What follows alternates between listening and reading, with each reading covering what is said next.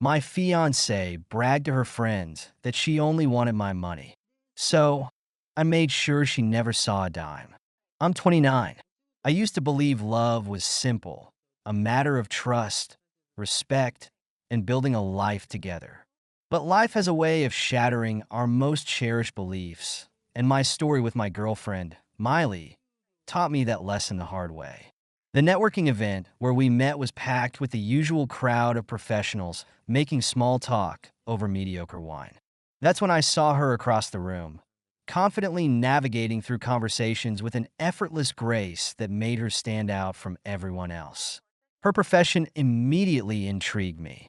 Here was someone who dedicated their life to helping others, who understood compassion and sacrifice.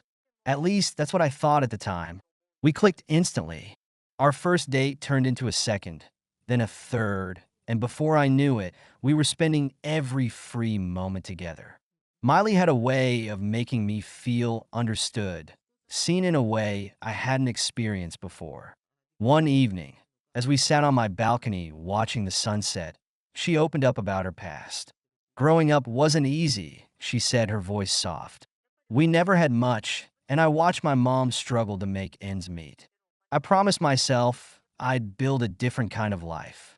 I squeezed her hand, sharing my own story. My father started with nothing too, worked his way up from the ground floor to build his company.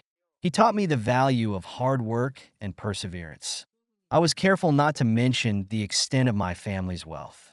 I wanted what we had to be real, untainted by financial considerations. But looking back, the signs were there, the subtle shifts in her attention when money came up, the way her eyes lingered on my car, my watch, my home. After 2 years together, I was convinced she was the one. The proposal was perfect, a private dinner at her favorite restaurant, followed by a walk through the park where we'd had our first date. When I got down on one knee, her eyes filled with tears. Yes, yes, absolutely yes, she exclaimed, throwing her arms around me. Everything was perfect until I brought up the prenup. We were having dinner at home when I broached the subject. Babe, I think we should discuss something. I started carefully. I've been thinking about a prenuptial agreement. The change in her demeanor was instant. Her fork clattered against the plate. A prenup? Her voice was sharp. Why would we need that? Don't you trust me? Of course I trust you, I assured her. It's just a precaution. My family's business. Your family's business? She cut in. What about our future family? Do you think I'm some kind of gold digger? The argument escalated quickly. She cried, screamed, and threatened to end our engagement. In the end, I gave in, wanting to prove my trust in her. It was the first red flag I chose to ignore. The barbecue at her colleague's house was where everything unraveled. I remember the day clearly, the smell of grilled meat in the air, the sound of ice clinking in glasses, casual conversation flowing freely. When I headed inside to use the bathroom, I wasn't expecting to overhear the conversation that would change everything. Miley's voice drifted from the living room, accompanied by female laughter. Girl, you really hit the jackpot with this one, someone said. Tell me about it. Miley replied, her voice dripping with satisfaction. His money is definitely the best part. And get this, he wanted a prenup. More laughter. No way. What did you do? Threw a fit, obviously. Told him if he really loved me, he wouldn't even suggest it. Men are so easy to manipulate when they think they're in love. My world stopped spinning. The woman I loved, the one I thought I knew, was revealing her true colors when she thought I couldn't hear. That evening, I barely spoke on the drive home. Molly noticed something was wrong. Babe, are you okay? You've been quiet. Just tired, I mumbled, but inside, I was screaming. A few days later, I decided to confront her. I brought up the prenup again, watching her reaction carefully. Why are we talking about this again? She demanded. I thought we settled this. Would you still marry me if I insisted on it? I asked quietly. Her hesitation spoke volumes. I'd have to reconsider our future together. Like you reconsidered it with your friends at the barbecue? The color drained from her face. What are you talking about? I heard you, Miley. Every word about how my money is the best thing about me. How you have to cash out if things don't work out. Baby, no, you don't understand. She backpedaled frantically. It was just girl talk. It didn't mean anything. It meant everything. I said, standing up. The wedding's off. What followed was chaos. She went from crying to screaming in seconds. You're nothing without your money. She shrieked. You're boring, pathetic. I've been sleeping with someone else anyway. She started grabbing things, vases, picture frames, anything within reach, and hurling them across the room. I retreated to my bedroom, locking the door as she raged outside. The next morning, she was gone, leaving behind a trail of destruction that would cost nearly $1,000 to repair. But her physical rampage was just the beginning. Within hours, my phone started blowing up with messages from mutual friends and acquaintances. How could you be so controlling? One message read, Miley told us everything. It turned out she'd spent the night crafting a narrative that painted me as a financial abuser. According to her social media posts, I had controlled every aspect of her spending, forced her to ask permission for basic purchases, and used my wealth to manipulate her. She claimed the prenup discussion was just the final straw in a long pattern of financial abuse. He wouldn't even let me buy coffee without questioning it. She wrote in a lengthy Facebook post that quickly gathered sympathetic comments. He used his money to keep me dependent on him, and when I finally stood up for myself, he threw me out. The lies were elaborate and carefully constructed. She even posted screenshots of our text conversations, taken out of context to support her claims. A simple message asking about a large, unusual charge on our shared credit card was twisted into evidence of my controlling behavior. My phone rang. It was my sister. What the hell is going on? Miley's sister just called me crying about how you've been treating her. I took a deep breath. None of it's true. Let me explain what really happened. As I told my sister about the barbecue conversation and Miley's true motives, I realized I needed to take action. I called my lawyer, who had helped with my family's business matters for years. Document everything, he advised. Security footage, photographs of the damage, text messages, emails, everything. We're not just dealing with property damage now. We're looking at potential defamation. I spent the next few days meticulously gathering evidence. The security cameras had captured not just her destructive rampage, but also conversations where she openly admitted her financial motivations. I had emails where she discussed expensive purchases without any hint of the control she now claimed I exercised. They're not going to know what hit them, my lawyer said as we reviewed the evidence. Her story's about to fall apart. We filed a lawsuit for both the property damage and defamation. The court proceedings were intense. Miley arrived with her own lawyer, playing the role of the victimized woman perfectly. She even wore waterproof mascara, anticipating the tears she would strategically shed during her testimony. Your Honor, her lawyer began, my client was subjected to months of financial control and emotional manipulation. But evidence doesn't lie. When we played the security footage of her bragging about avoiding the prenup to cash out, her performance crumbled. The text messages and emails we presented painted a clear picture of a woman who had free access to funds and made independent financial decisions. The judge saw through her act.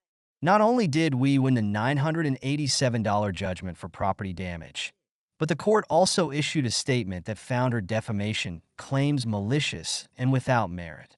I made sure the truth reached everyone. I created a detailed social media post, not out of revenge, but to set the record straight. I included clips from the security footage, screenshots of her contradictory messages, and the court's findings. I never wanted to make this public, I wrote, but when someone tries to destroy your reputation with lies, the truth is your best defense. The response was immediate.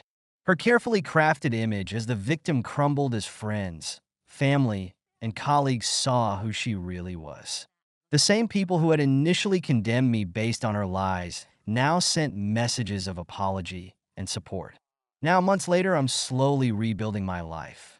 The betrayal still stings, but it's taught me valuable lessons about love, trust, and the importance of trusting my instincts. Some nights, when I'm alone with my thoughts, I still wonder how I missed the signs for so long.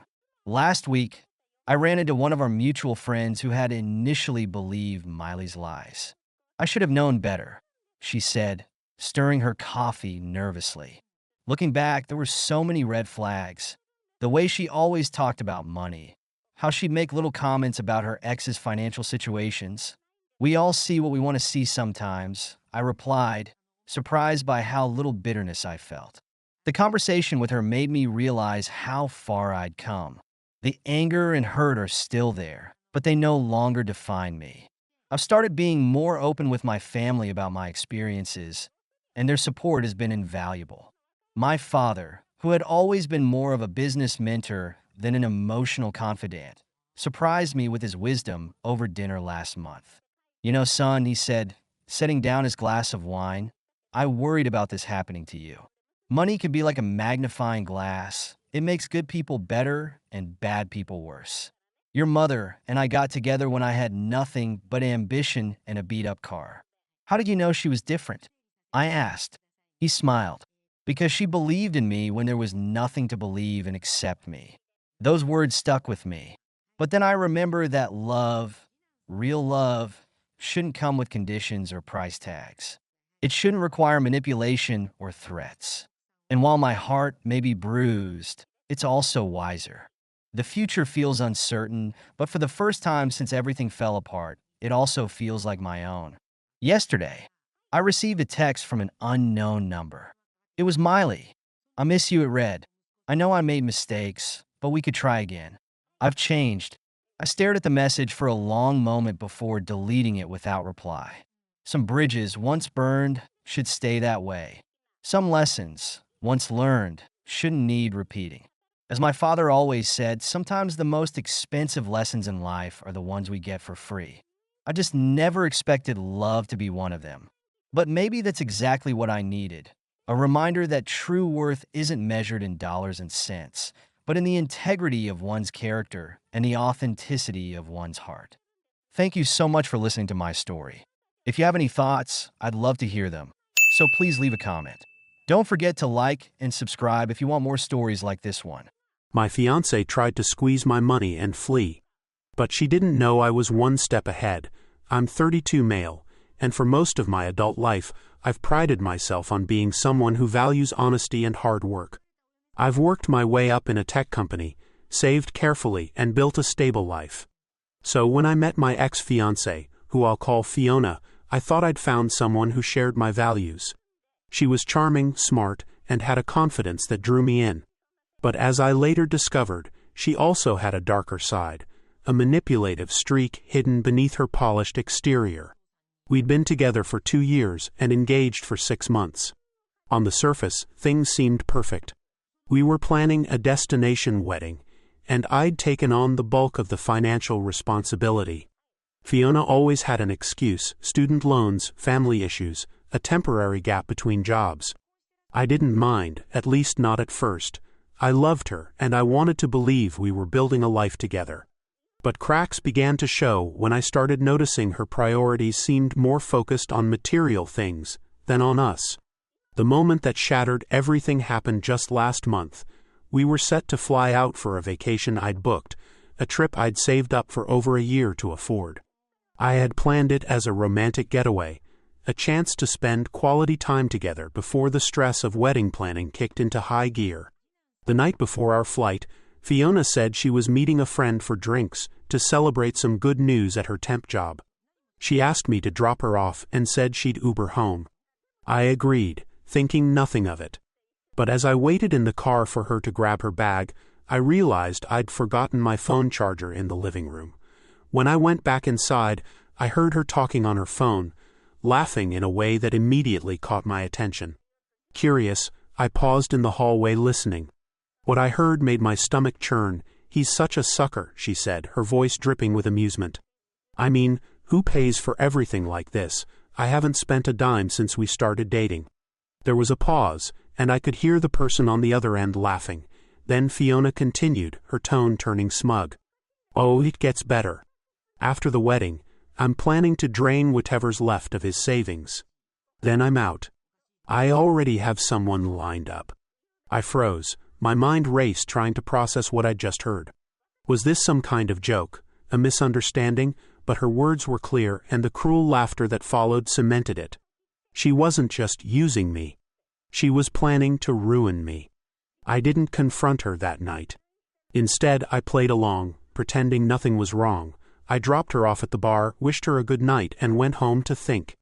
Anger bubbled beneath the surface, but I forced myself to stay calm. This wasn't just about a breakup. It was about protecting myself and making sure she couldn't get away with what she was planning.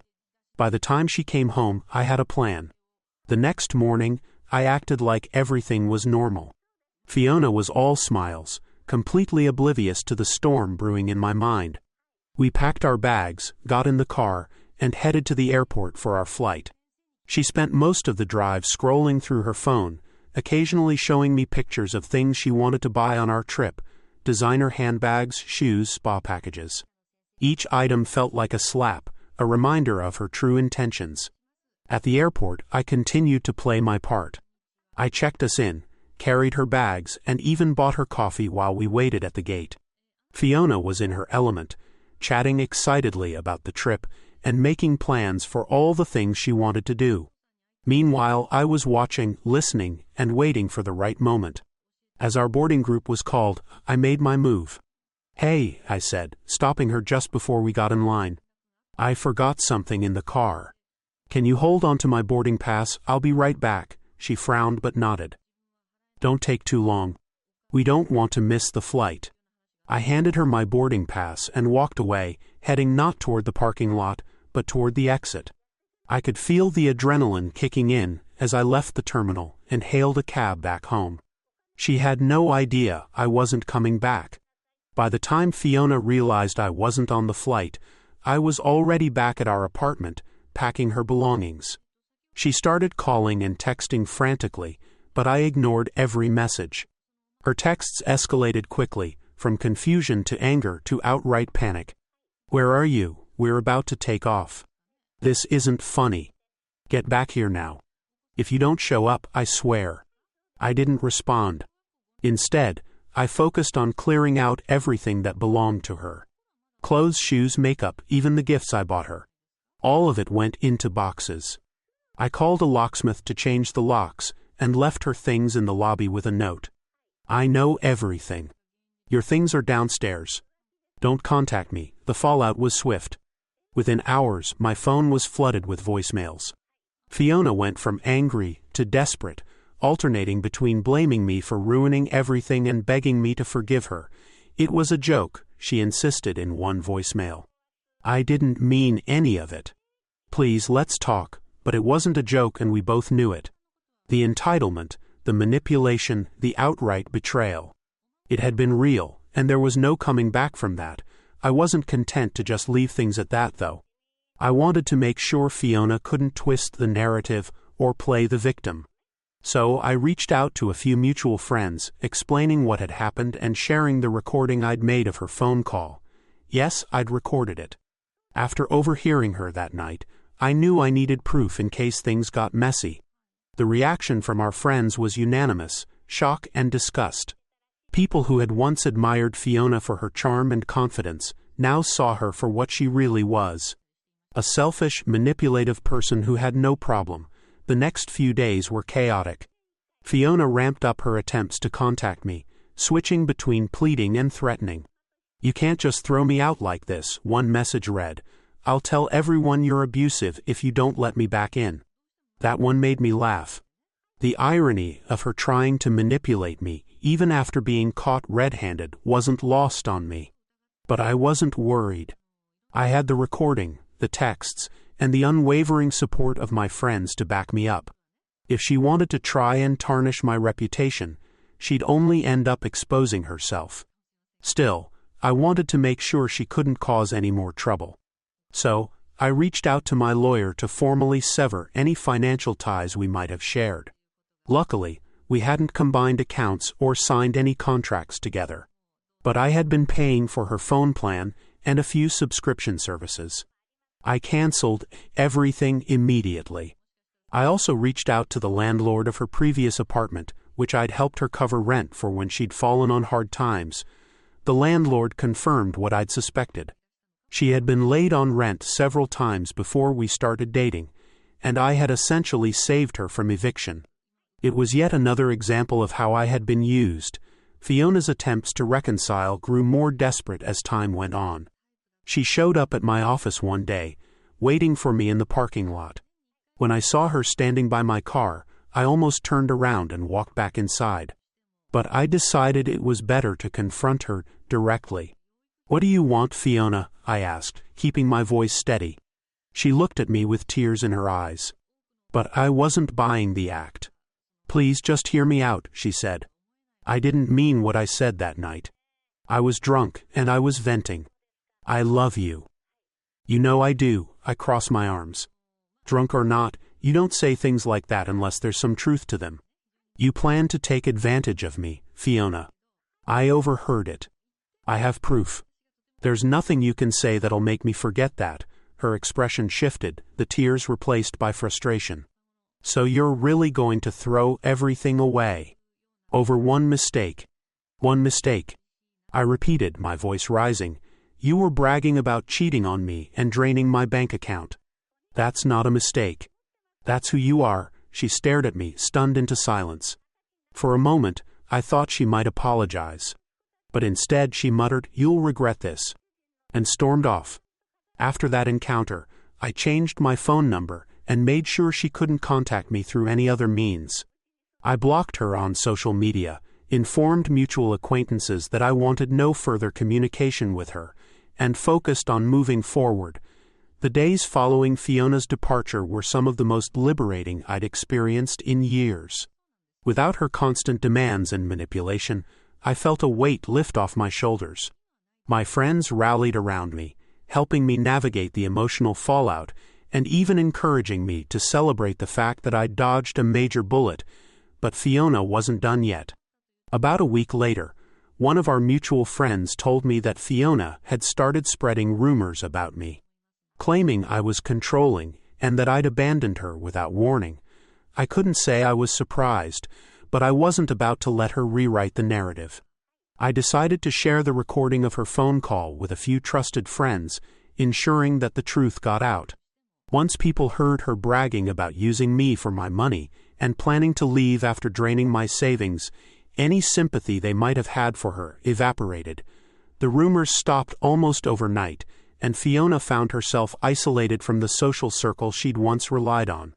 The most satisfying moment came when I heard through the grapevine that Fiona's new plan had backfired. Apparently, the someone else she had lined up, the person she'd mentioned in her phone call, wanted nothing to do with her once they learned what she'd done to me. It turns out most people don't want to be with someone who openly admits to being a manipulative user. Meanwhile, I focused on rebuilding my life. I poured myself into work, picked up a few hobbies I'd neglected during my time with Fiona, and even started planning a solo trip to the destination we were supposed to visit together. It felt like reclaiming my independence and proving to myself that I didn't need anyone who didn't value me. Fiona tried to contact me one last time, sending an email filled with excuses and half-hearted apologies. She claimed she'd been going through a lot and that her words hadn't been meant to hurt me. She begged me to meet with her so we could start fresh. I didn't reply. Some doors are better left closed. Looking back, I'm grateful for what happened.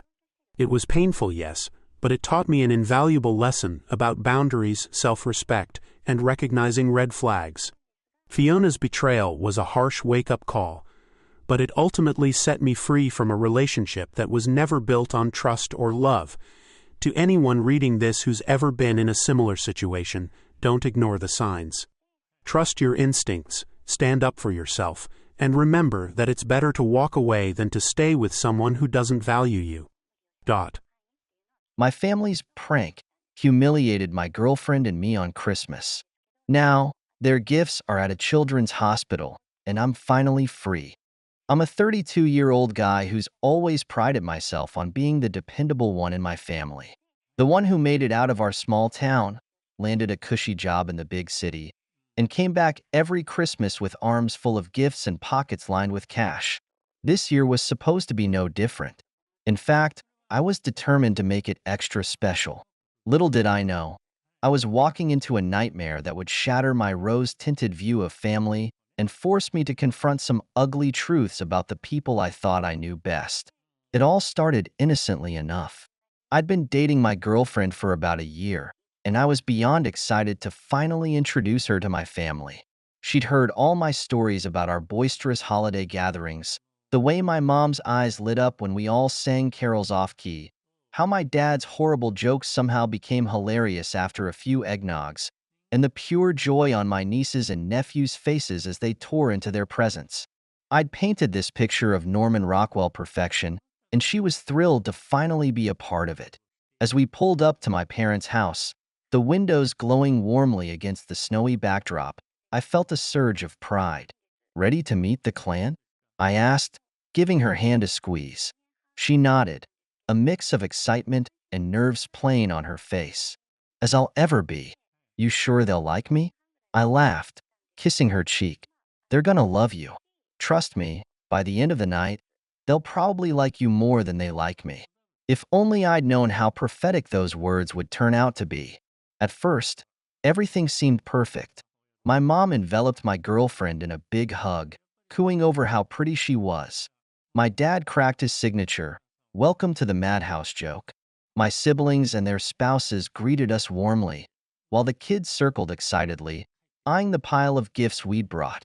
As we settled in, I couldn't help but notice a few odd exchanges. Whispered conversations that stopped abruptly when I approached. Strange looks passed between my siblings, but I brushed it off as nothing, too caught up in the joy of being home and showing off my amazing girlfriend. Dinner was a lively affair, filled with catching up and gentle teasing. My girlfriend charmed everyone with her quick wit and genuine interest in their lives. I beamed with pride, thinking about how perfectly she fit into my family dynamic. It wasn't until after the meal, as we all gathered in the living room for the gift exchange, that things took a turn for the bizarre. Before we start opening presents, my older sister announced, an odd glint in her eye, "We thought it would be fun to play a little game." I should have sensed something was off by the way the adults exchanged knowing looks while the kids buzzed with barely contained excitement. But I was riding high on holiday cheer and maybe one too many glasses of wine. "Sure, why not?" I agreed easily. "What kind of game?" My brother-in-law produced a small box, grinning widely. "It's a trust exercise," he explained. "You and your lovely girlfriend will be blindfolded and will guide you through a series of simple tasks. It's all about building connection and having a laugh." Looking back, I can't believe how naive I was. But in that moment, surrounded by the people I trusted most in the world, it didn't even occur to me to be suspicious. Sounds fun, right? I turned to my girlfriend, who nodded hesitantly. "I guess so," she said, clearly a bit apprehensive but not wanting to seem like a poor sport.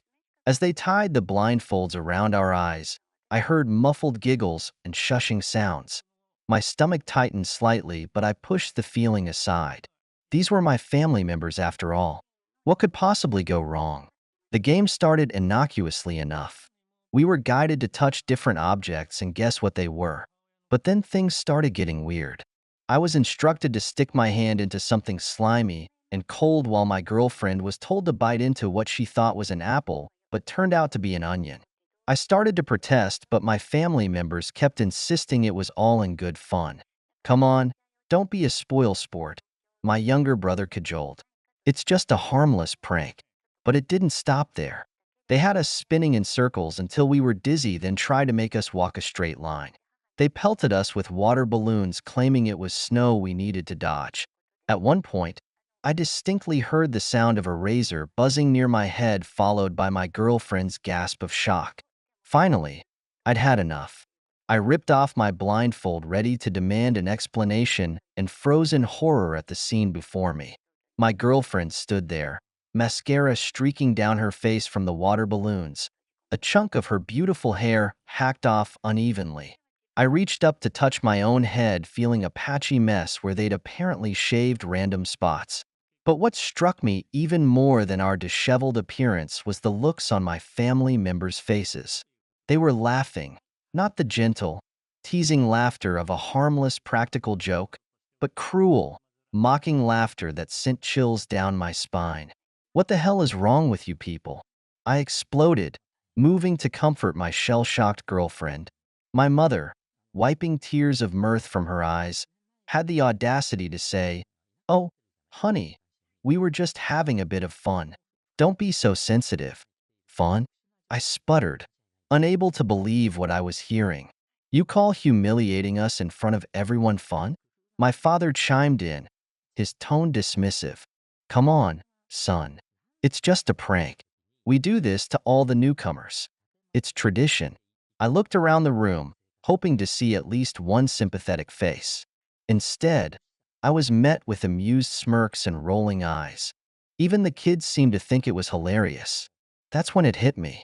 This wasn't some out-of-character moment of cruelty. This was who they really were, who they'd always been. I'd just been too blind to see it.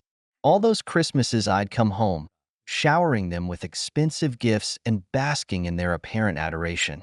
Had it all been an act? A way to keep the golden goose happy, so I'd keep funding their lifestyles? As the realization washed over me, I felt a cold fury building in my chest. Without a word, I grabbed my girlfriend's hand and led her upstairs to clean up and change. I am so sorry, I whispered, as I helped her fix her hair as best I could. I had no idea they were like this. I swear if I'd known. She squeezed my hand, her eyes sad but understanding. It's not your fault. You couldn't have known. But I did know, didn't I? Deep down, there had always been signs. The passive-aggressive comments, the subtle put-downs, the way they always seemed to need money for some emergency or another. I'd just chosen to ignore it all, desperate to cling to this idealized version of my family. As we made our way back downstairs, my mind was racing. I couldn't just let this go. I couldn't pretend everything was fine and carry on with the gift exchange like nothing had happened. That's when I made a decision that would change everything. All right, everyone, I announced, my voice cutting through the lingering laughter. Gift time. My family perked up, greed evident in their eyes as they eyed the pile of meticulously wrapped presents. I walked over to the tree, picking up the first gift, an expensive gaming console for my nephew. This one's for you, buddy, I said, my tone deceptively light. Then, without warning, I turned and walked straight out the front door. There was a moment of stunned silence before chaos erupted. My family poured out onto the porch, shouting and demanding to know what I was doing. I ignored them, methodically loading every single gift back into my car. The designer purse for my sister, the golf clubs for my dad, the jewelry for my mom. All of it went into the trunk. You can't do this, my younger brother yelled, trying to grab a package from my hands. Those are our gifts. I fixed him with an icy stare. No, they're not. They're my property until I give them to you. And after what you all just pulled, you don't deserve a damn thing from me. My mother started to cry, playing the victim as she always did when her manipulations were exposed. How can you be so cruel? It's Christmas. Cruel? I laughed bitterly. You want to talk about cruelty? Look at what you did to your own son and the woman he loves. For what? A few cheap laughs? My father stepped forward, his face red with anger. Now listen here, boy. You're overreacting. It was just a bit of fun. You can't take back Christmas. I slammed the trunk shut, the sound echoing in the sudden silence. Watch me. As I moved to get in the driver's seat, my oldest niece, barely 10 years old, tugged at my sleeve. Uncle, please, she whimpered. We didn't mean to be bad. Don't take our presents. For a moment, my resolve wavered. The kids, at least, were innocent in all this. But then I remembered their laughter, the way they'd gleefully participated in our humiliation. They were learning from the adults' example, and I refused to reinforce that behavior. I'm sorry, sweetheart, I said, my voice softening slightly. But actions have consequences. Maybe next year, if you all learn how to treat people with kindness and respect, things will be different. With that, I got in the car. My girlfriend climbed in beside me, her face a mix of shock and admiration. As we pulled away, I could see my family in the rearview mirror, some shouting, some crying, all looking utterly bewildered that their punching bag had finally fought back. The drive home was mostly silent, both of us processing the surreal turn the evening had taken. It wasn't until we were almost back to the city that my girlfriend spoke up. "Are you okay?" she asked softly. I let out a long breath, surprised to find that I actually was. "Yeah, I think I am. For the first time in a long time, I feel free." She reached over and squeezed my hand. "I'm proud of you, you know. That couldn't have been easy." I nodded, a lump forming in my throat. It wasn't, but it was necessary. I just wish I'd seen them for who they really were sooner. As we pulled into our driveway, a thought struck me. "You know," I said, a hint of a smile playing at my lips, "we've got a whole car full of presents and nowhere to take them."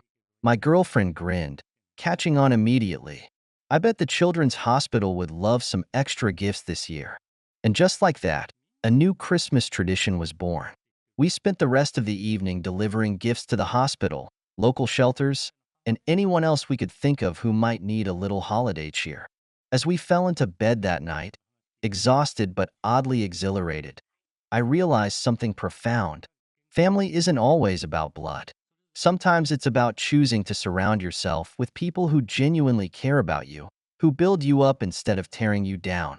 In the weeks and months that followed, I had to deal with the fallout of my decision. There were angry phone calls, guilt-tripping text messages, and even a few flying monkeys sent to try and bring me back into the fold. But I stood firm, setting boundaries, and for the first time in my life, putting my own well-being first. It wasn't easy, and there were moments when the weight of what I'd lost, or rather, what I'd never really had, threatened to crush me. But with each day that passed, I felt lighter, freer, more authentically myself. My girlfriend, who stuck by me through it all, eventually became my wife. We started our own family traditions, built on love, respect, and genuine connection. And while there's still a twinge of sadness when I think about those idealized Christmases of my youth, I know that what I have now is infinitely more valuable. Looking back, I realize that sometimes the greatest gift you can give yourself is the courage to walk away from toxic relationships, even when those relationships are with the people who are supposed to love you unconditionally. After all, family drama is the gift that keeps on giving. But unlike my relatives, I promise not to prank you or expect expensive presents in return. Thank you so much for listening to my story. If you have any thoughts, I'd love to hear them. So please leave a comment. Don't forget to like and subscribe if you want more stories like this one. My fiance banned my daughter from our wedding. Now she's harassing us after I called off the engagement. I'm 45, and my daughter Polly is the light of my life. She's 11 now, from my previous marriage, which ended amicably. My ex-wife and I share custody and get along fine, which makes things easier for Polly. After our split, I met Sharon. We hit it off, and Polly adored her. For 5 years, we built a life together. When I proposed, I thought I was sealing the deal on a new chapter for all of us. Turns out I was dead wrong. Sharon was over the moon when I popped the question. She dove headfirst into wedding planning, venues, flowers, dresses, you name it. She started assembling her bridal party and casually mentioned that her niece would be the flower girl. I didn't think much of it until I brought up Polly. Polly would be a perfect flower girl, too, I said, imagining my daughter beaming in a little dress. Sharon's response? A hard no. She didn't think Polly suited the role. At first, I thought she was joking. Polly is bright, kind, and loves Sharon. Why wouldn't she want her involved? But Sharon doubled down. "It's my wedding," she said, her tone leaving no room for discussion. "I get to decide these things." That hit me like a gut punch. I told Sharon flat out that Polly would be part of the wedding, or there might not be one. She brushed me off, acting like I was being dramatic. But this wasn't just about some flower petals. It was about my daughter feeling loved and included. I left that conversation furious and took Polly out for ice cream, trying to hide how torn up I was. Polly didn't know the details, of course. She was just excited about the wedding, rambling on about dresses and flowers. I hope Sharon picked something pretty for me, she said, smiling like this was all a given. Hearing that broke me. How could I let someone exclude my little girl from such an important day? I decided to take a step back and crash at a friend's place for a while. I texted Sharon, explaining that I needed space to think. The response? An avalanche of texts, not from her, but from her mom. Apparently, I was overreacting and ruining the wedding. Polly doesn't need to be in the ceremony, her mom wrote. She could just sit with your parents. That comment pushed me over the edge. My daughter wasn't a guest at this wedding. She was family. I wasn't asking for something unreasonable. I wanted Polly involved, whether as a flower girl, a junior bridesmaid, or even standing next to me as a groomsman. But Sharon shot down every idea, saying it wasn't appropriate. Even the father-daughter dance I dreamed about was off the table. I tried to have one last conversation with Sharon, but it was like talking to a brick wall. She accused me of prioritizing Polly over our wedding and said I was being controlling. Controlling? For wanting my daughter to feel included? That was the final straw. I told Sharon the wedding was off. She cried, begged, and even accused me of being unfair. But how was this fair to Polly? I wasn't about to marry someone who saw my daughter as an inconvenience. Calling off the wedding unleashed chaos. Sharon turned to mutual friends, spinning the story to make me look like the villain. He's throwing away our future over something so small, she'd say. Small? My daughter isn't small. She's my world. Then Sharon upped the ante, showing up at my house unannounced, sobbing on my porch, begging me to reconsider. When I didn't cave, her tears turned to anger. She started leaving voicemails accusing me of ruining her life and threatening to tell everyone that I was a bad father. I blocked her number, but the damage was done. Friends started calling, asking if the rumors were true. Polly, thankfully, was shielded from most of the drama. She knew the wedding was off and asked me if it was because of her. That question broke me. I hugged her tight and told her she was the most important person in my life and that nothing would ever change that. Eventually, Sharon moved on, or so I thought. A few weeks later, she posted a long rant on social media about how I had abandoned her for my daughter, painting me as selfish and unreasonable. Mutual friends were divided. Some supported me, others bought into her version of events. I didn't care. At the end of the day, I knew I'd made the right decision. Looking back, I realized this was never about a flower girl or a wedding. It was about respect, priorities, and love. If Sharon couldn't accept Polly as part of my life, she couldn't be part of it either. Love isn't about compromise when it comes to your kids. It's about protecting them, uplifting them, and making sure they know they're valued. So, yeah, I called off the wedding. And if I had to do it all over again, I'd make the same choice every time. No regrets. Life is a funny way of throwing curveballs, and these past few months have been nothing short of chaotic. After calling off the engagement with Sharon, my priority was ensuring Polly felt safe, loved, and included in every part of my life. Despite the drama, Polly and I found our balance. And surprisingly, a new beginning with someone I never expected. When I last updated, Polly and I had just returned from Hawaii, a trip that was supposed to be my honeymoon, but became an incredible bonding experience with my daughter. She's still talking about the trip and has already asked if we can make it an annual tradition. Her favorite memory? Swimming with dolphins, something I never imagined doing, but will always treasure. On the Sharon front, things escalated briefly before they fizzled out. After the restraining order was granted, Sharon and her mother went quiet. The letters stopped, and I haven't seen them since. According to her brother, Sharon has moved on with a new boyfriend, though there's still some lingering bitterness on her end. At this point, I don't care. My focus is on Polly and our future.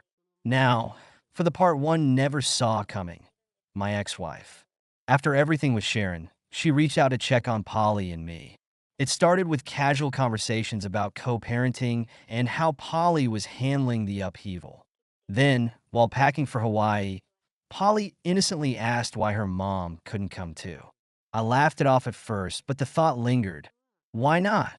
I asked my ex-wife to join us on the trip, and to my surprise, she agreed. What began as an effort to give Polly some normalcy turned into something neither of us expected. We spent those days reminiscing, laughing, and realizing how much we'd both changed since our divorce. It wasn't some grand romantic gesture, just two people reconnecting over shared love for their daughter and realizing we might still have something worth fighting for. Fast forward to today. My ex-wife has moved back in with Polly and me. It's been an adjustment, but a good one. Polly is thrilled to have both her parents under one roof again, and honestly, so am I. We're taking things slow, focusing on our family first, and letting everything else fall into place. Looking back, I realized calling off the wedding with Sharon was the best decision I've ever made. It wasn't just about her wanting me to sideline Polly. It was about realizing what kind of life I wanted for myself and my daughter. Polly and I are a package deal, and anyone who doesn't embrace that has no place in our lives. So, here's to fresh starts, unexpected reunions, and always putting your kids first. Thanks to everyone who offered advice and support during this whirlwind. It meant more than you'll ever know. For now, I'm signing off, content with where life has taken us. Funny thing is, people kept telling me I was being unreasonable, that I'd regret calling off the wedding. Maybe one day I'll look back and feel differently, but right now I know I made the right choice. Life's funny like that. It throws you curveballs that remind you what really matters. Polly and I are a team, and no one's coming between us. If you've made it this far, you probably get it too. Love that demands you choose isn't love at all. Thank you so much for listening to my story. If you have any thoughts, I'd love to hear them. So please leave a comment. Don't forget to like and subscribe if you want more stories like this one. My fiancée made fun of my job at a high society party. So I ended our engagement then and there. I'm a 31-year-old mechanic, and I've always been proud of what I do, even though some people look down on blue-collar work. Growing up in a small town outside Detroit, I spent countless hours watching my dad work on cars in our garage.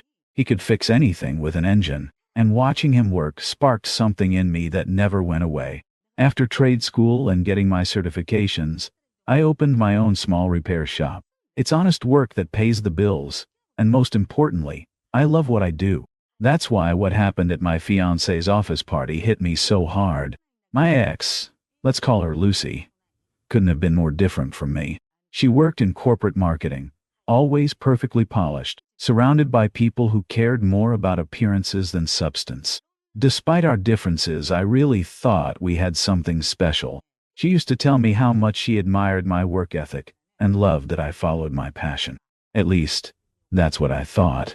Everything fell apart at Lucy's company holiday party a few weeks ago. She was excited for me to meet her colleagues and see her world. I'll admit I was nervous. Suits and fancy parties aren't exactly my comfort zone, but I wanted to support her, so I agreed to go. The event was exactly what I'd pictured. Sleek, high-end, filled with people who looked like they'd stepped out of a magazine. Lucy fit right in, laughing and mingling with her coworkers while I felt like a fish out of water. But I kept reminding myself I was there for her, not them. About an hour in, things started going downhill. Lucy was introducing me to some of her colleagues when one guy, who looked like he'd never seen the inside of a garage in his life, asked what I did for a living. I run my own auto repair shop, I said simply. Before he could respond, Lucy jumped in with a laugh. Isn't that cute? He's like a modern-day grease monkey. I froze as the group chuckled. Grease monkey? I repeated, looking at her in disbelief. Oh, come on. She waved it off. It's just a joke. Don't be so serious. The group moved on, but I couldn't shake it off. It wasn't just the words, it was her tone. Like my career was some adorable little hobby, instead of a legitimate business I'd built from the ground up. The final straw came during a toast later that evening. Lucy stood up, glass in hand, thanking her team for their hard work. Then she turned the spotlight on me. And a special thanks to my fiancé, she beamed. He's not exactly a corporate guy, but he's great with his hands. If anyone's car breaks down, you know who to call." The room erupted in laughter while I sat there, my face burning as dozens of eyes turned toward me, their smiles dripping with condescension. Lucy was beaming, clearly pleased with herself. That's when I decided I wouldn't just sit there and take it. I stood up, walked over, and took the microphone. "Yes, I'm a mechanic, and I'm damn proud of my career. And since we're making announcements, here's one more. Lucy isn't my fiancée anymore. We're done." Then I walked straight out, leaving a stunned silence behind me. This wasn't the first time she'd made my career the butt of her jokes. Looking back, there were so many red flags I chose to ignore, like the time she called me at work in tears, saying her car had broken down. I dropped everything, even rescheduled a major transmission repair, to rush over. When I got there, I found her standing with her cousin, both of them giggling, the car perfectly fine. "See," she'd laughed. "I told you I had my own personal mechanic. Just call, and he comes running." When I got angry about wasting my time and potentially losing a customer, she brushed it off. "Don't be so serious. I just wanted to show my cousin how nice you are. Besides, isn't this what mechanics do?" Then there was dinner with her college friends. One of them asked about my shop, seeming genuinely interested. Before I could answer, Lucy jumped in. "Oh, you should see him when he comes home, all covered in grease. Sometimes I make him change clothes in the garage." Everyone laughed while she added, "But hey, at least I get free oil changes, right?" But tonight was the last straw. The cool night air hit me as I stepped outside, but my thoughts were anything but calm. I kept replaying her words, the laughter echoing in my head. She'd reduced everything I'd worked for to a punchline, and she'd done it in front of people who didn't even know me. Lucy came running after me. "What are you talking about? You're just kidding, right?" "No, Lucy. You really don't get why I said that? Do you have any idea how embarrassing that was?" She blinked, caught off guard. "What are you talking about?" "The toast," I said, my frustration boiling over. "You made me sound like some handyman you keep around for convenience." She laughed it off. "Oh, come on. It was just a joke. Everyone loved it." "I didn't," I said firmly. "And it's not the first time you've done this. You've always made these little comments. But tonight, you crossed a line." Her smile disappeared, replaced by a defensive glare. "You're overreacting. I was just trying to lighten the mood." "By belittling me?" I shot back. "You claim you respect what I do, but your actions say otherwise. Do you even realize how condescending you sounded?" She crossed her arms. "You're being dramatic. If you can't handle a little teasing, maybe you're the one with the problem." That was it. The mask had finally slipped. This wasn't just a misunderstanding. It was a fundamental difference in how she saw me versus how I saw myself. I'd always supported her career, but she couldn't, or wouldn't, do the same for me. I took a deep breath. "Lucy, I can't do this anymore." Her eyes widened. "What are you talking about?" "This relationship. It's over." She laughed nervously. "You can't be serious. You really going to throw everything away because of one comment?" "It's not just one comment," I replied. "It's how you see me, how you've always seen me. You don't respect what I do, and I can't spend my life with someone who looks down on me." She stared at me, her expression shifting from disbelief to anger. "You're being ridiculous," she snapped. "You think you're so special because you fix cars? Newsflash. It's not that impressive." Her words cut deep, but also confirmed I was making the right choice. "Good luck finding someone you actually respect. Enjoy the rest of your party." Then I walked away, leaving her standing there. The fallout was exactly what you'd expect. Lucy wasted no time spinning her version of events. "He's so insecure," she wrote in a group chat. "I was just joking, and he couldn't handle it. Who ends an engagement over a toast?" I stayed above the drama until I saw her posts on social media, painting me as controlling and oversensitive. She claimed I'd embarrassed her by ending things publicly. That's when I decided to set the record straight. I reached out to people who'd been at the party and calmly explained my side. I told them about the constant belittling, the lack of respect, and how the party was just the final straw. Most were understanding. Some even apologized for laughing at the toast. One of her coworkers privately messaged me, "I never liked how she talked about you. She made it sound like she was settling for less." It hurt to hear, but it validated my decision. Lucy had never truly valued me or my work. The turning point came when her boss called me. The party incident had reached management, and they were concerned about her professionalism. I just confirmed what happened with the toast and her behavior afterward. Karma, I guess. The aftermath of the breakup was both harder and more liberating than I expected. The first few weeks were tough. I threw myself into work, pulling 12-hour days just to keep my mind occupied. But slowly, I started rebuilding my life on my terms. I used the money from selling the engagement ring to upgrade my shop's diagnostic equipment, instead of taking that vacation. It turned out to be a better investment in my happiness anyway. I could now take on more complex electronic systems and hybrid vehicles, which brought in higher-paying jobs and more interesting challenges. Word spread about our quality work, and soon we had a waiting list. I hired another mechanic, Mike, who'd just graduated from the same trade school I went to. Teaching him reminded me why I fell in love with this work in the first place. Seeing his face light up when he solved a particularly tricky problem brought back memories of my dad teaching me. The most satisfying moment came about 3 months after the breakup. One of Lucy's colleagues, the same ones who had laughed at her jokes, brought his Mercedes in with transmission issues. 3 other shops had failed to fix it, but we sorted it out in 2 days.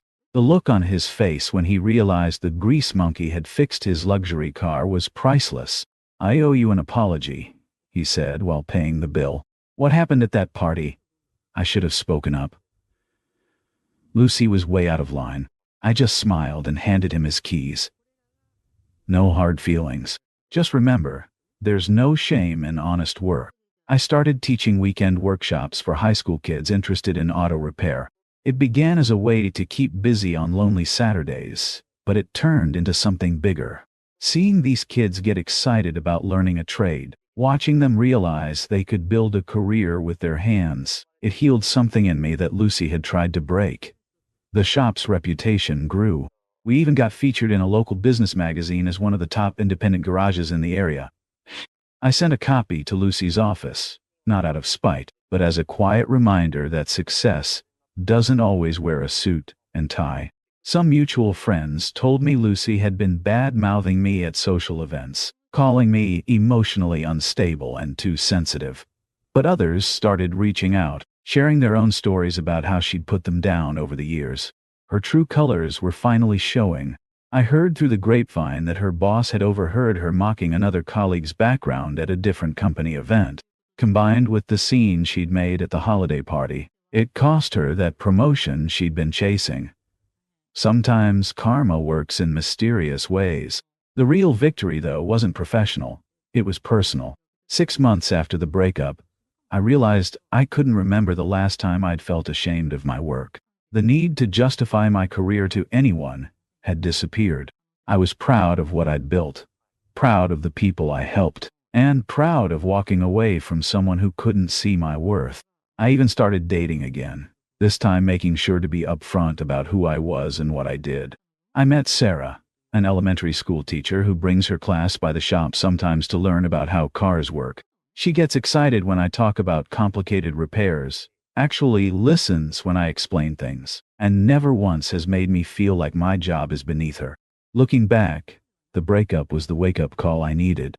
Lucy didn't just disrespect my career. She disrespected me, my values, and everything I'd worked for.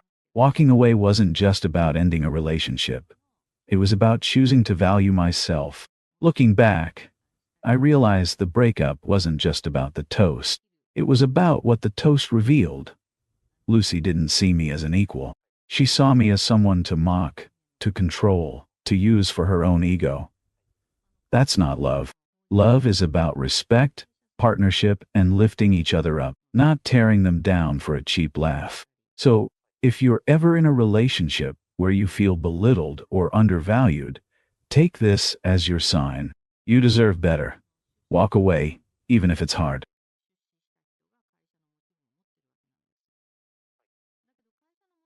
My fiancée planned a lavish wedding without me, ignoring everything I wanted. So, I canceled it all. Now she's painting me as the villain. I'm a 32-year-old guy, and up until a few months ago, I thought I had everything figured out. I had a fiancée, we were engaged, and we were supposed to be getting married. Simple, right? Wrong. What started out as a normal relationship turned into one of the most manipulative, deceitful situations I've ever been in. So, here's how it all fell apart. I met a 3 years ago. She was fun, confident, and yeah, a little intense, but I figured that was just part of who she was.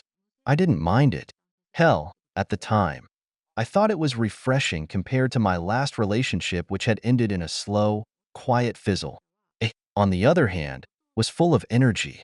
When she wanted something, she went after it. At first, it was great. We clicked. But over time, I started to see that intensity bleed into everything, especially when it came to control. She had to make the decisions, be in charge. I noticed it, but didn't say much because we were happy, or at least I thought we were. We got engaged last year. It was low-key, just the two of us at home. She said yes, we were excited, and we agreed we didn't want a huge wedding. I'm not big on crowds or showing off. I wanted something small, intimate, something that actually felt like us. She agreed. At least, that's what she told me. Looking back, that's when the red flags started. A couple of months after we got engaged, she started dropping hints, things about a dream venue her mom had heard about, or how everyone expected us to throw this big party. I didn't think much of it at first. People talk, right? But then it started to get weird. One night, we were watching TV, and she casually says, "Oh, I put down a deposit on a venue today." I blinked. What? We haven't even looked at places yet. She waved it off like it was no big deal. Yeah, but this one's perfect. My mom knows the owner, and it's got everything we need.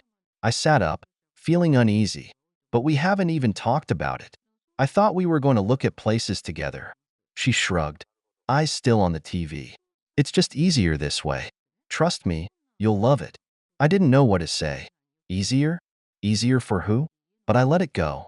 I figured we'd talk about it later. Maybe I was overreacting. Stupid, I know. From there, it just snowballed. She'd mentioned things like, "My mom thinks we should invite all the cousins," or "My dad's friends are expecting an invitation." It was like every conversation about the wedding was really about her parents, what they wanted, who they wanted to impress. I told her several times, "Hey, we agreed on a small wedding. I don't want a huge thing."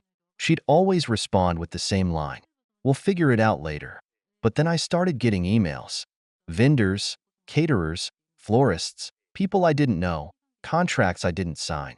She'd been planning the wedding behind my back, going through with all these decisions without even telling me. And it wasn't small. It was turning into a full-blown production. One night, I sat her down, trying to keep my cool. "But what's going on? I'm getting emails from vendors I've never heard of. Are you planning this wedding without me?" She didn't even look up from her phone. "It's just easier this way," she said again. "My parents are paying for most of it, so it's not like you have to worry about it." My stomach dropped. "This isn't about the money," I said, trying not to raise my voice. "It's about the fact that you're making all these decisions without me." We talked about having a small wedding. She sighed, like I was the one being difficult. "Yeah, but that was before we realized how many people we have to invite. It's not just about us, you know? My family has expectations." I was stunned. Expectations? Since when did their expectations matter more than what we wanted?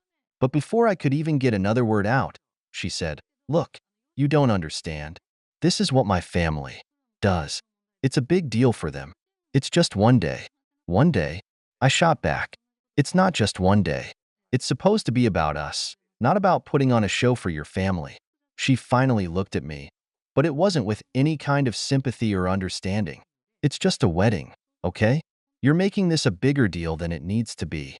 I felt like I was losing my mind. "I'm making it a big deal? You're planning a massive wedding without me. This is supposed to be our wedding, not yours and your parents. Do you not see the problem here?" She didn't, or maybe she didn't care. The next day, I got a call from her mom, Mrs. E. She had that fake nice tone people use when they're trying to manipulate you. "Hi, dear," she said. "I just wanted to make sure everything's all right. I told me you were a little stressed about the wedding plans. I wanted to let you know that we're more than happy to cover the extra costs, so you don't have to worry about that. We just want this to be a beautiful day for everyone." Everyone? Code for everyone except you. I gritted my teeth. "It's not about the money, Mrs. E. It's about the fact that I'm being left out of the decisions." "Oh, don't worry about that," she said, brushing me off.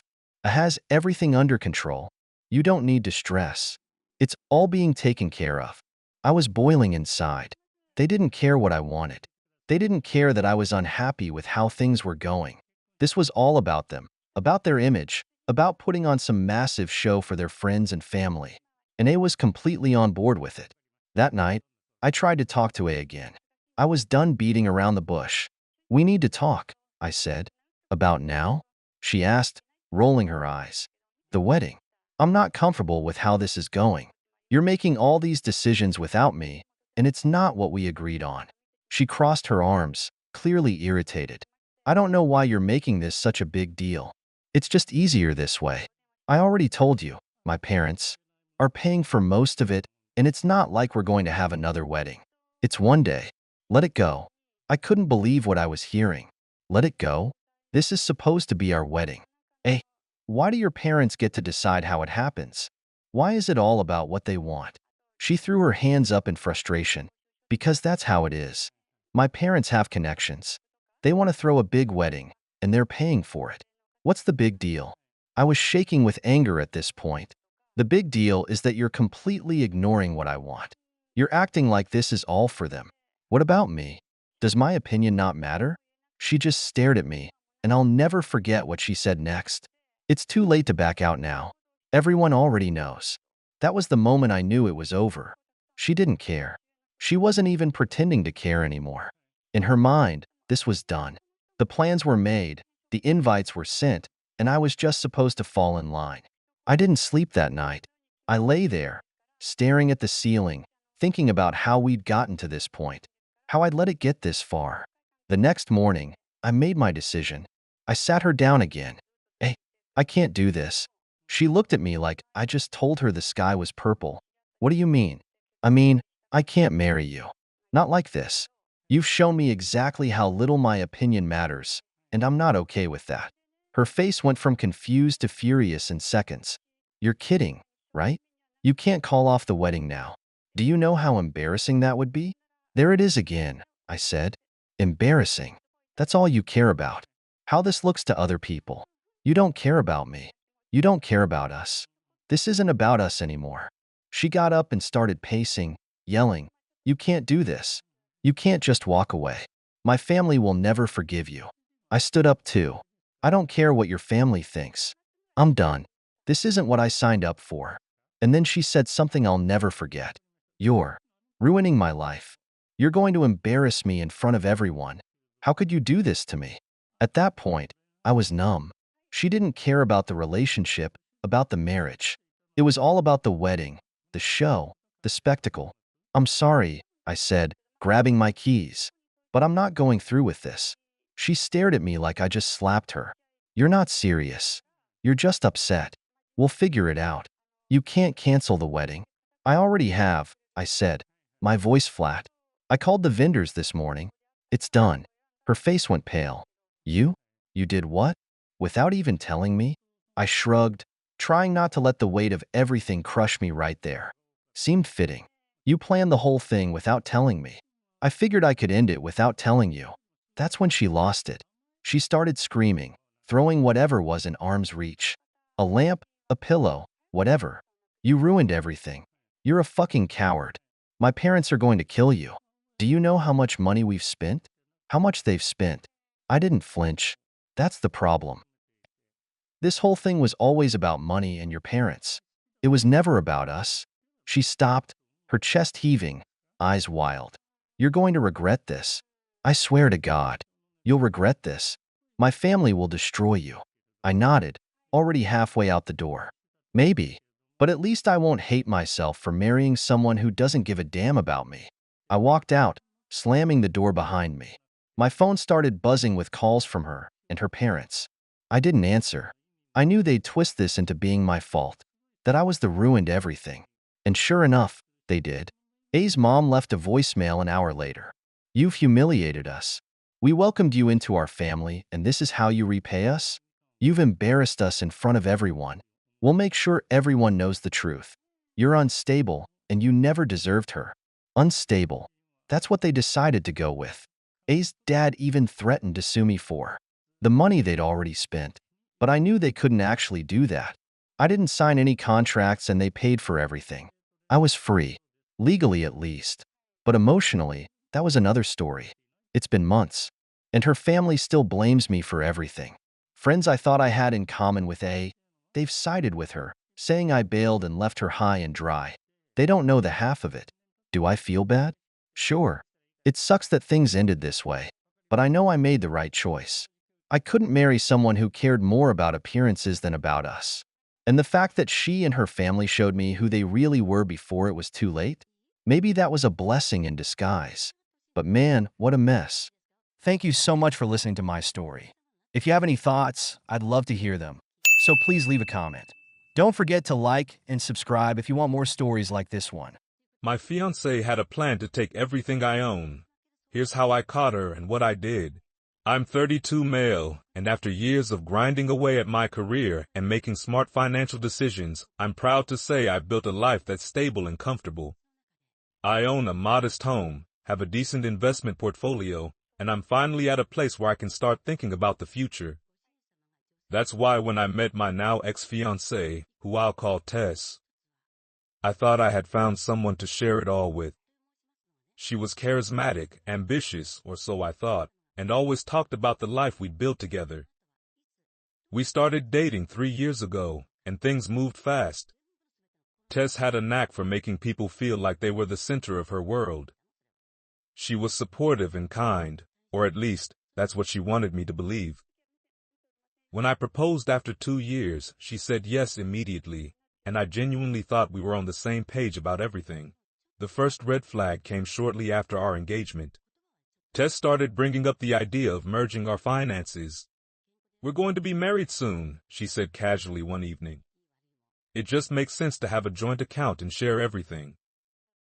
I wasn't opposed to the idea entirely, but something about the way she framed it felt off. She wasn't just suggesting a shared account for bills or expenses, she wanted full access to all my assets. "We can discuss that," I said, trying to keep things neutral, "but I think it's important to maintain some financial independence." Her smile faltered. "Independence? Why would we need that? Marriage is about trust." It felt like an emotional jab, but I brushed it off. Maybe she just had a different perspective. Over the next few months, Tess started pushing harder. She'd drop comments like, "It's weird that you don't trust me enough to share your finances," or "If we're building a life together, why keep things separate?" Each time I'd explain that trust wasn't the issue. I just believed in maintaining clear boundaries. She didn't like that answer. Things took a darker turn when she started bringing documents for me to sign under the guise of wedding planning. One day she handed me a thick packet of papers saying, "This is just a standard prenup. It'll protect both of us." "Sure," I said, flipping through the pages. But as I skimmed the legal jargon, something caught my eye. There were clauses that heavily favored her, giving her rights to my home, a percentage of my investments, and even future earnings in the event of a divorce. I looked up at her. "This doesn't seem fair." She gave me a sweet, rehearsed smile. "It's just legalese. Don't overthink it." Her casual dismissal of my concerns set off alarm bells. I told her I needed more time to review the documents and that I'd have my lawyer take a look. Her reaction was immediate and telling. "Your lawyer?" she snapped. "Don't you trust me? This is just standard stuff, and now you're making it a big deal." "Tess, this isn't about trust," I said calmly. "These documents have serious implications, and I want to make sure everything is fair for both of us." She rolled her eyes but eventually relented. "Fine. Do whatever you need to feel comfortable." A few days later, my lawyer called me after reviewing the paperwork. "You need to be careful," he said. "This isn't a standard prenup. It's written in a way that could leave you financially vulnerable. It essentially gives her claim to most of your assets, even those acquired before the marriage. My blood ran cold. What do you mean? She'd have a right to your house, your investments, and even a portion of any business ventures you pursue in the future. It's unusually one-sided. I thanked him and hung up, feeling a mix of anger and betrayal. Tess hadn't mentioned any of this when she handed me the papers. Was this her plan all along? I decided to test the waters. That evening, I brought up the prenup again. I spoke to my lawyer, I said casually. He had some concerns about a few clauses. Her expression darkened. You got a lawyer involved. I can't believe you'd do that without telling me. I told you I'd have someone look at it, I said. And it turns out, this document is anything but standard. Care to explain? She hesitated, then tried to play innocent. It's just what my family's lawyer recommended. They said it was better to be safe than sorry. Safe for who? I asked pointedly.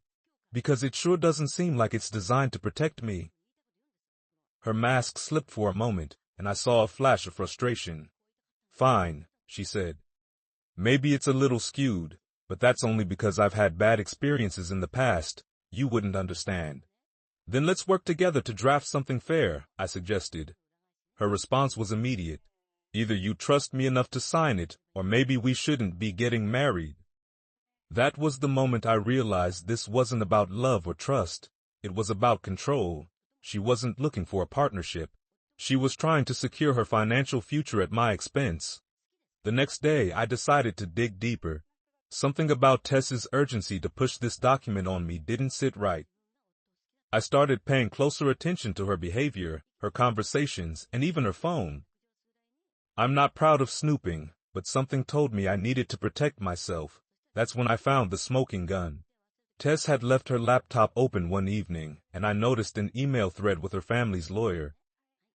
In it, she had explicitly asked for clauses that would give her control over my home and investments. One line in particular made my stomach churn. He'll never notice if we frame it as standard. He's too trusting. I took screenshots of everything and forwarded them to my email. At this point, it wasn't just about protecting my assets. It was about exposing the person I thought I'd spend my life with. The final straw came when she tried to trick me into signing the documents without further discussion. One evening, she brought out the papers again, saying, I spoke to the lawyer, and we made a few changes. You can sign this now. It's ready. I glanced at the papers and immediately noticed they were the exact same as before. Tess, I said, holding up the packet, you didn't change a thing. Did you really think I wouldn't notice? She froze, then quickly recovered. I didn't want to overwhelm you with legal jargon again. It's basically the same, but I simplified it. You mean you left it exactly as it was, I said. Why are you so desperate to get me to sign this? She didn't answer, instead doubling down with emotional manipulation. I can't believe you're doing this to me, she said, tears welling up in her eyes. All I want is to feel secure in our relationship. If you can't even do this for me, then maybe we shouldn't get married. I stood up, tossing the papers on the table. You're right, Tess. Maybe we shouldn't. Her tears disappeared instantly, replaced by shock. What are you saying? I'm saying I'm done, I said firmly. You've been lying, manipulating, and trying to take advantage of me. This relationship is over. Her anger was immediate. You can't just walk away from me. Do you know how much I've invested in this wedding? What will people think? I don't care what people think, I said. What I care about is protecting myself from someone who clearly doesn't have my best interests at heart. Tess's reaction to the breakup was as dramatic as expected. She screamed, cried, and even tried to guilt me into reconsidering. You're throwing away everything we've built over a misunderstanding, she yelled. This isn't a misunderstanding, I replied. This is you scheming to take control of my assets behind my back. I have proof, emails, documents, everything. Her face went pale. You went through my emails. Consider it self-defense, I said. You were planning to ruin me financially, and I wasn't about to let that happen. The next few days were a whirlwind. I called off the wedding, informed my family and close friends of what had happened, and cut all contact with Tess naturally. She tried to spin the story in her favor, claiming I was paranoid and controlling. But the evidence I had told a very different story. To ensure she didn't try anything further, I had my lawyer send her a formal notice stating that she was not to contact me or make any false claims about our relationship. I also made sure to update all my accounts, passwords, and property records to prevent any unauthorized access. The fallout hit her harder than I anticipated. Mutual friends began to distance themselves from her when they learned the truth. Some even reached out to apologize for doubting me. "I can't believe she'd stoop so low," one friend said. "You're better off without her." It turns out, Tess had a pattern of using people for financial gain. After our breakup, stories started surfacing about her past relationships and how she had tried similar tactics before. It was both infuriating and vindicating to realize that I had been just another target in her web of manipulation. In the months that followed, I focused on rebuilding my life. Without Tess's toxic influence, I felt freer than I had in years. I poured my energy into my career, reconnected with friends I'd lost touch with, and even took a solo trip to clear my head. It wasn't easy, but it was worth it. As for Tess, the last I heard, she was trying to find a new partner to latch onto. But her reputation had taken a serious hit, and people were starting to see her for who she really was. If there's one thing I learned from this experience, it's the importance of protecting yourself, emotionally, financially, and legally. Love doesn't mean giving up your independence or ignoring red flags. And if someone tries to manipulate you into compromising your values, they don't deserve a place in your life. My fiancée gave me a prenup that would leave me with nothing if we divorced. Now, she's ruining my reputation because I refused to sign. I'm 32 male and thought I had my life on track. I've worked hard, got a decent job, a place I could call my own, and I was engaged. For 3 years, I thought I was building something solid with my fiancée. Let's call her Kay. She was smart, beautiful, and for a long time I thought we wanted the same things. Marriage, kids, the whole 9 yards. Everything was going smoothly until she brought up the prenup. Now, let me be clear. I'm not against prenups. I understand wanting to protect yourself, but the way she brought it up was weird. It wasn't a conversation. It was like a demand. She didn't ask what I thought or how I felt about it. She just told me we needed one. Fine, whatever. I'm not a millionaire, but I've got some savings, my investments, and my apartment that I rent out. If a prenup was meant to protect us both, no big deal, right? Well, she handed me the draft, and holy shit. It was like reading something a shark lawyer would cook up for a millionaire to screw their spouse. It wasn't a prenup. It was a damn land grab. I read through it slowly, my stomach sinking deeper with each sentence. If we got divorced, she'd take my apartment, get half of my savings, and even wanted a cut of my investments. She'd walk away with pretty much everything, and I'd be left with scraps. Meanwhile, she'd keep all her stuff. The kicker? If I had any debt, it was all mine to deal with. Convenient for her, right? I tried to process it. I wanted to believe this was just some misunderstanding. So I asked her, "Kay, what is this? This isn't fair."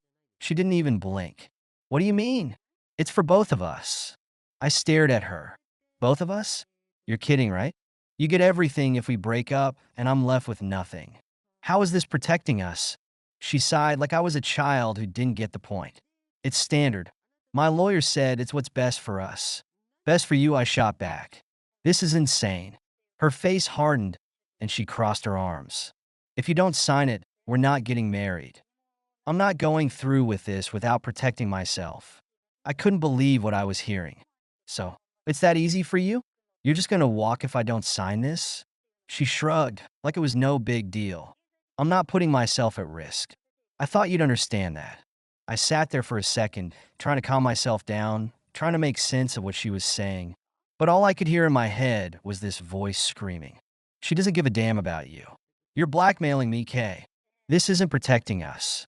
This is you trying to make sure you come out on top no matter what." Her tone was ice cold. "I'm doing what's smart. If you don't want to sign, maybe we're not meant to be together." I couldn't believe how casually she was throwing this ultimatum at me. 3 years together, and now it was all about money? Like the whole relationship boiled down to this paper? I was pissed, hurt, but most of all, I was done. You know what? I said, standing up. You're right. We shouldn't get married. For the first time, I saw a flicker of shock in her eyes. Wait, what? I'm not signing it, and I'm not marrying you. If this is what you care about more than anything else, then we're done. Her expression turned to anger. You're being ridiculous. You're seriously going to throw everything away over a prenup? No, you are, I said, voice steady. You're the one who turned this into a business deal instead of a marriage. I walked out of the room, leaving her there, stunned and furious. But as soon as the door closed behind me, I knew it wasn't over. I didn't hear from her for a few days, but I started hearing things from our mutual friends. Apparently, she was already on a mission to make me look like the villain. According to her, I was some greedy bastard who refused to share my assets. She painted herself as this poor woman who just wanted to protect herself, and me as the selfish jerk who left her because I didn't want to commit. I didn't think much of it at first, figured people would see through her bullshit, but it got worse. People I thought I could count on started distancing themselves. Friends stopped responding to texts. I was hearing whispers about how I'd used her and bailed when it came to serious commitment. I was floored. The lies she was spreading were insane. One night, I got a call from my cousin, who heard through the grapevine that I stole money from Kay, that I'd taken advantage of her financially and dumped her when she tried to be responsible. I lost it. I called Kay the next day. She didn't pick up, so I texted her, "We need to talk." Now, she called me back a few hours later, calm as anything. "What's the problem?" she asked like she had no idea. The problem? I snapped. "You're out there telling people I left you because I didn't want to share my money. Are you serious?" She didn't even try to deny it. "Well, you did. You didn't want to sign the prenup because you're selfish. People should know the truth." I couldn't believe what I was hearing. The truth? The truth is you tried to screw me over with that prenup. And when I said no, you tried to blackmail me into it. Now you're spreading lies because you didn't get your way? Her tone was so smug, so confident when she said, "I didn't lie." "You didn't sign it, did you? You couldn't commit." That's what I told people. My blood was boiling. You twisted the entire story. You're making me look like some greedy asshole when you're the one who tried to take everything. There was a pause, and then she said something that sent chills down my spine. "Well, that's how I see it. If people want to believe you're the bad guy, that's their choice." I hung up. I couldn't deal with her anymore. I wasn't going to get through to her, and she clearly didn't care. She was hellbent on making sure she looked like the victim, no matter what. So I did the only thing I could. I started telling people the real story. I showed a couple of close friends the prenup, explained what had actually happened. It took time, but slowly the tide turned. People realized that she wasn't the innocent, heartbroken fiancée she was pretending to be. She was a manipulative, entitled person who tried to milk me dry and then went on a smear campaign when I refused to play along. But even after I cleared my name with most people, the damage was already done. Some friends never came back. Some people still believe her lies, and honestly, I've just accepted it at this point. People are going to believe what they want to believe. Months later, I'm still picking up the pieces. I dodged a bullet, but it left a mess behind. Sometimes I still can't believe how it all went down, how fast it escalated, how someone I loved could flip a switch and become someone I didn't even recognize. Looking back, I can see the red flags, like the way she was obsessed with knowing how much I had in savings, what my investments were worth, or how she'd constantly push for us to live above our means, even though I didn't feel comfortable spending money like that. I thought it was normal relationship stuff. Turns out, it was just the beginning of something much worse. But I learned my lesson. Trust your gut. If someone tries to push you into something that feels wrong, don't do it. People like that don't care about you. They only care about what you can give them. So yeah, that's my story. And if you ever find yourself in a similar situation, take my advice. Run. Trust me, no amount of love is worth getting screwed over. Thank you so much for listening to my story. If you have any thoughts, I'd love to hear them. So please leave a comment. Don't forget to like and subscribe if you want more stories like this one. My fiancée planned to announce her pregnancy at our wedding, until I discovered the baby wasn't mine. I walked away. I'm a 28-year-old guy, the kind that thought he had life figured out. I grew up in a small town, and my parents raised me on basic values: honesty, hard work, and respect. I'm not flashy, and I'm not the kind to need attention. Emma was different. She grew up in the city, and I think that's part of what attracted me to her. We met through friends a few years back, and I'll admit I was head over heels from day one. She was kind, passionate, beautiful, you name it. I thought she was everything I'd ever wanted in a partner. We dated for 2 years and things got serious fast. We talked about the future, marriage, kids, growing old together. I believed her when she said she wanted it all with me. So, when I proposed, I was confident. I'd saved up, bought a ring, and planned a whole romantic evening. When she said yes, it was like a dream. I was convinced I'd found the one.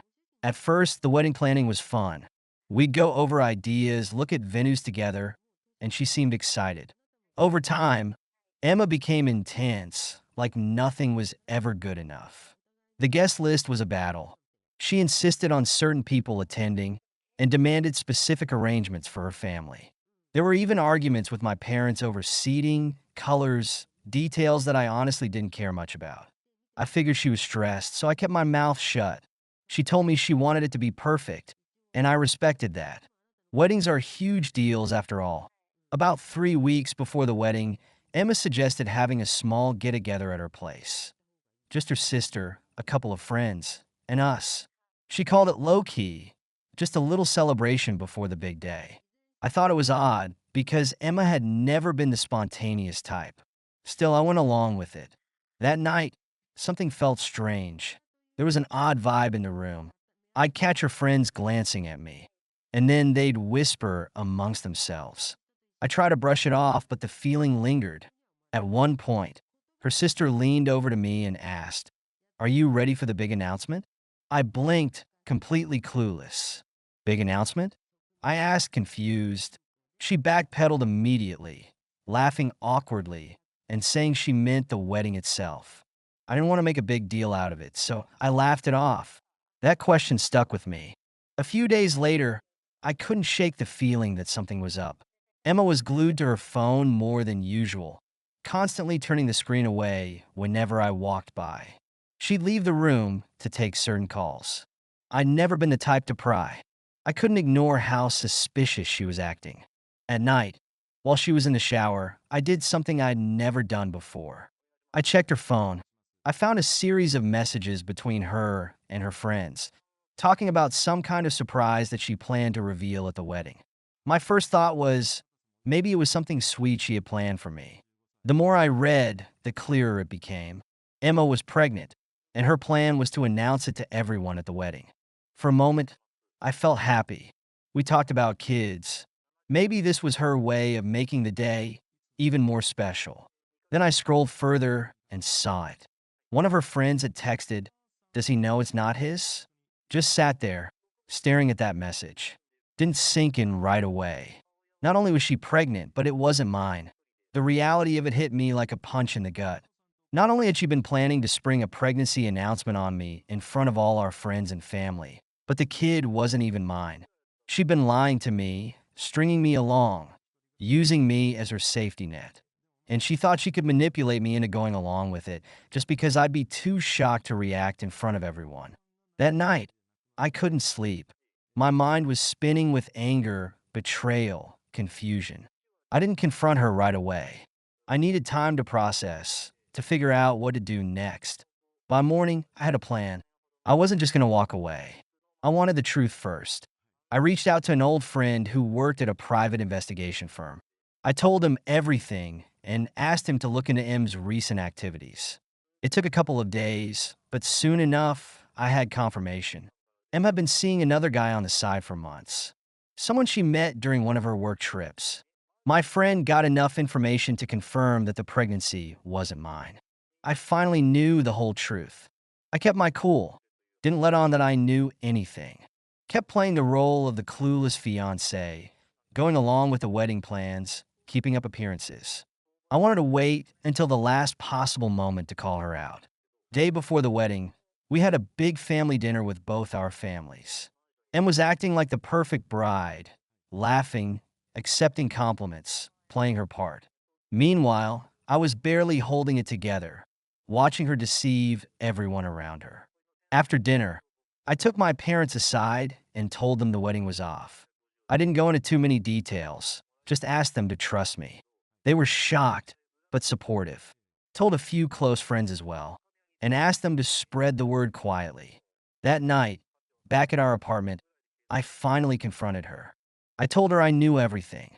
Pregnancy, the affair, her plan to trap me with a fake announcement. For a split second, I saw a real fear in her eyes. It didn't last long. She quickly shifted into defense mode, trying to argue her way out of it. She told me it was a mistake, that she didn't mean for things to go this way. She actually had the audacity to try and guilt trip me, saying that I should be understanding, that she'd made one bad choice, and that I was overreacting. She kept pushing, telling me that if I really loved her, I'd forgive her and raise this child with her. I was speechless. She didn't stop there. When she saw I wasn't budging, she threatened me. She said that if I walked away, she'd tell everyone that I'd abandoned her, because I couldn't handle being a father. She said she'd make sure everyone thought I'd left because I was scared of commitment and that I was selfish. It was insane, watching her try to twist everything, seeing how far she'd go to get her way.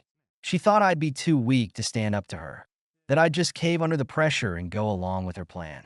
Told her it was over. I told her to get out of the apartment by the morning, and I left to stay with a friend for the night. Next day, I went back to pack up my things, expecting her to be gone. But she'd done the exact opposite. She called a bunch of our mutual friends, and even some of my family members, feeding them a story about how I'd abandoned her at the last minute. She told them I'd gotten cold feet and bailed on her because she was pregnant.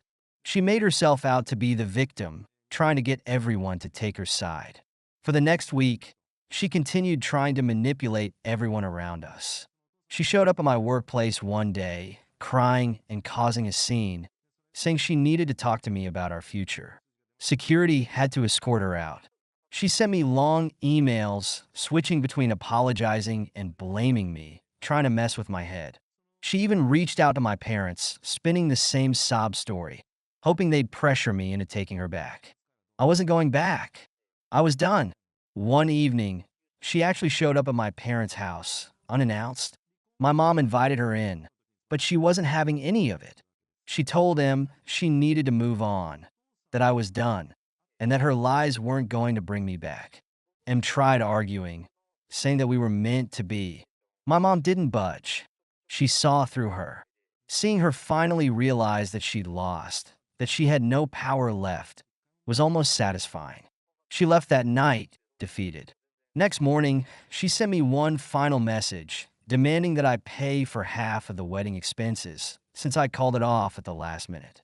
I laughed and ignored her. She had no legal grounds for anything, and eventually, she gave up. It's surreal looking back on everything, realizing how close I came to being trapped in a web of lies. I was ready to dedicate my life to someone who saw me as nothing more than a convenient option, a cover for her mistakes. I learned the hard way that people can be capable of anything if it benefits them. So if you're reading this, let me just say, don't ignore the red flags. People show you who they are eventually. When they do, believe them. Some people will do whatever it takes to get what they want, even if it means hurting the ones closest to them. Thank you so much for listening to my story. If you have any thoughts, I'd love to hear them, so please leave a comment. Don't forget to like and subscribe if you want more stories like this one.